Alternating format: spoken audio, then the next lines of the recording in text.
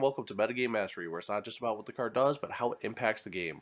War of the Spark preview season is in full swing, and today is no disappointment. We've got a new Sorin, a new Nahiri, and Amass is starting to look like it could be very, very good. If you enjoy this content, click that like button and make sure that you're subscribed so you get access to all our latest videos. Without further ado, big time! Go time! Let's go. Ingress Rampage is 2 CMC, 1 black and 1 red for a sorcery. You get to choose one. Either target player sacrifices an artifact, or target player sacrifices a creature, or target player sacrifices a planeswalker.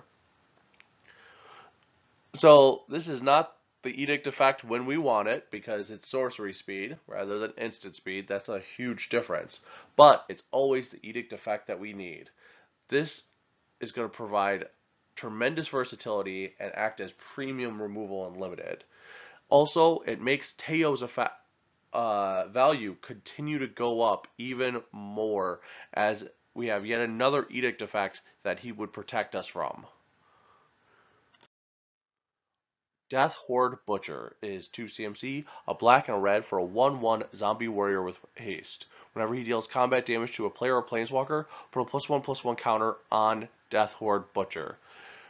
Whenever he dies, it deals damage equal to its power to any target. This card is sick. If you can manage to sneak him through, say you're on the play and your opponent doesn't have a turn 1 creature, then he's a 2/2 for 2 that will continue to get stronger and deal combat damage. But if your opponent cannot block him both on the turn that you play him and the turn thereafter, there is a combo in Standard that will win you the game on turn 3. It goes a little something like this. So you attack in on turn 2, dealing 1 damage, bringing your opponent down to 19. He becomes a 2/2. On turn 3, you hit him with Colossus, making him 6/4 until end of turn. You attack in, he becomes 7/5. And your opponent is at 13 life. You then cast Thud, getting the death trigger, dealing another 7 damage, and on top of that, you get Thud's effect, which is another 7 damage, putting him at -1 life. Lazotep Behemoth is 5 CMC, 4 colorless, and a black for a 5/4 zombie hippo.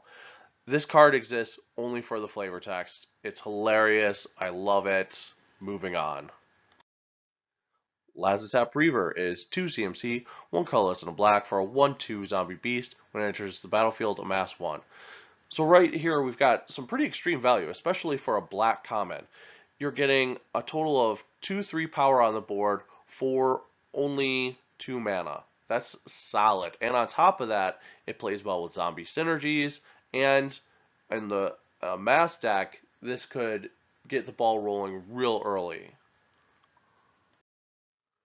Lazotep Plating is 2 CMC, 1 colorless, and a blue for an instant, amass 1.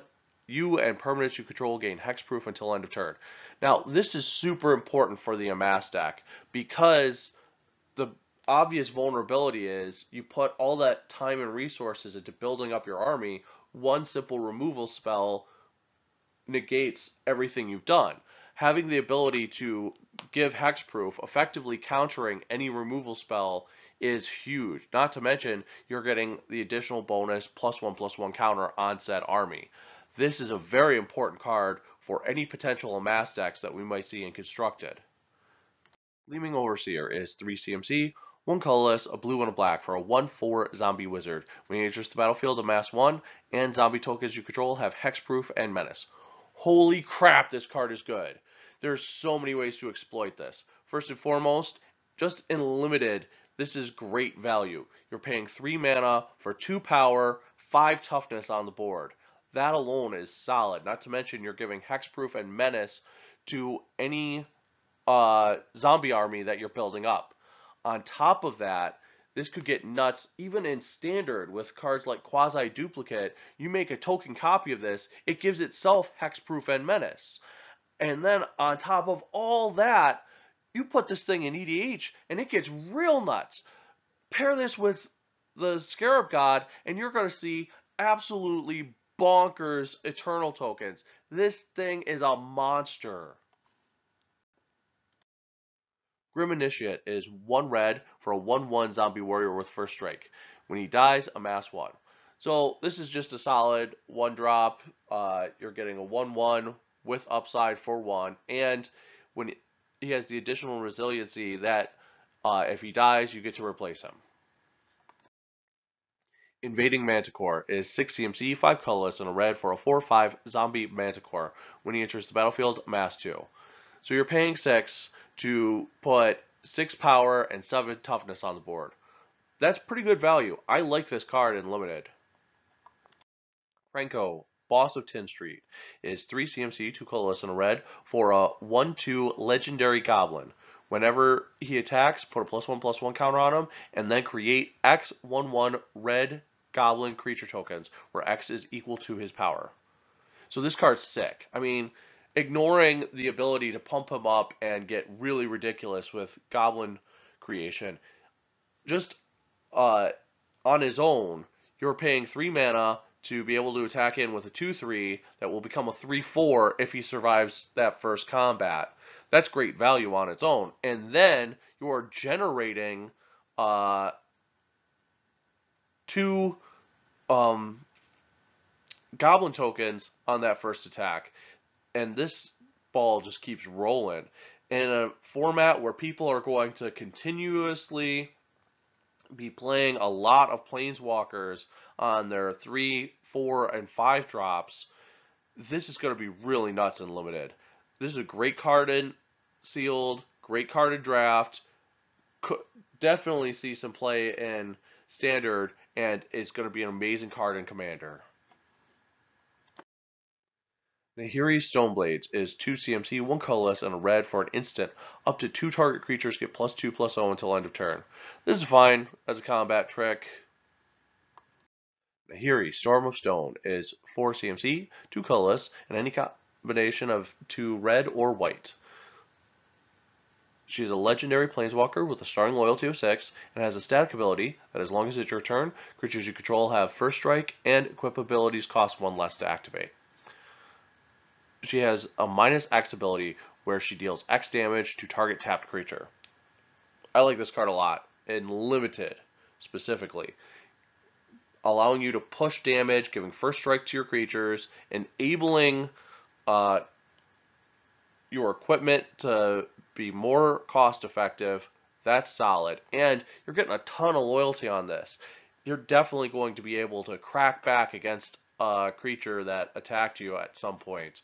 Overall, I really like this card in limited. Single combat is 5 CMC, 3 colorless, and 2 white. For a sorcery, each player chooses a creature or planeswalker they control, then sacrifices the rest. Players can't cast a creature or planeswalker spells until the end of your next turn.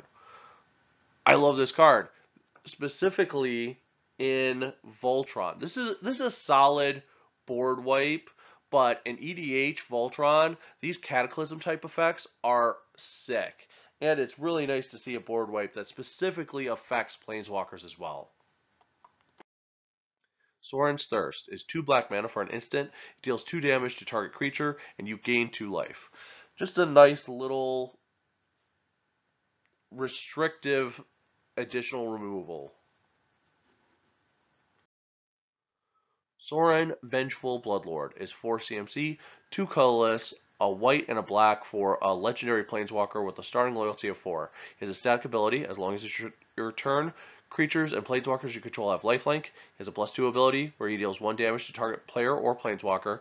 He has a -X ability. Return target creature card with converted mana cost X from your graveyard to the battlefield. That creature is a vampire in addition to its other types. So this is one of the cards that was leaked. It has now been confirmed. That makes 2 of the 11. And I gotta say, overall, I think this one's pretty underwhelming. I have a more detailed analysis on that first leaks video. That said, being able to ping your opponent and gain a life isn't a huge deal. It's downright trivial. The coolest trick I see for this is in limited.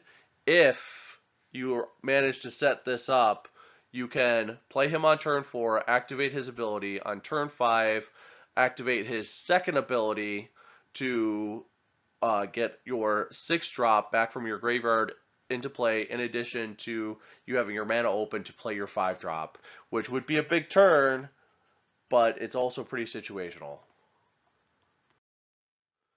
God Pharaoh Statue is 6 mana for a legendary artifact. Spells your opponent's cast cost 2 more to cast at the beginning of your upkeep. Each opponent loses 1 life. So this has EDH written all over it. This is going to be absolutely sick in the right EDH deck.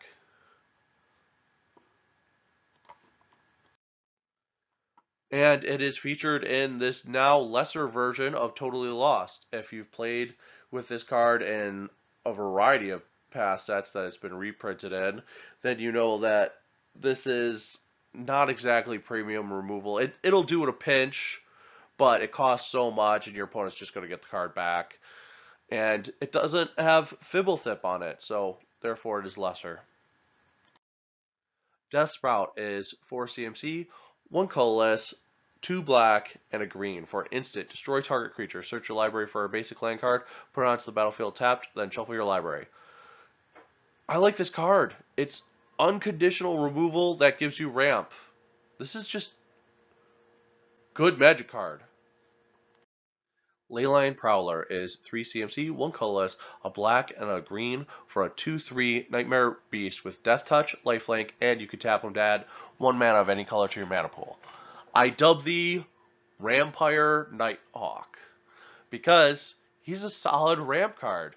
Not only that, but you're getting great value. You're getting a 2/3, 4/3 with 2 really solid keywords. This is going to be a great card to pick up in Limited. Storev, Devkarin Lich is 4 CMC, 1 colorless, 2 black, and a green for a 5/4 legendary zombie elf wizard because he needs to have all the keywords. Oh, and let's throw in some trample while we're at it. Whenever he deals combat damage to a player or planeswalker, return to your hand target creature or planeswalker card in your graveyard that wasn't put there this combat. Okay, this is a great card. You're getting above curve stats, getting a 5/4 for 4 with a great keyword, trample, and on top of everything, he provides you potential card advantage. There's just no downside to this in Limited. It's amazing. Well, that's it for today. If you enjoy this content, click that subscribe button so you get access to all our latest videos. This has been Metagame Mastery. Peace!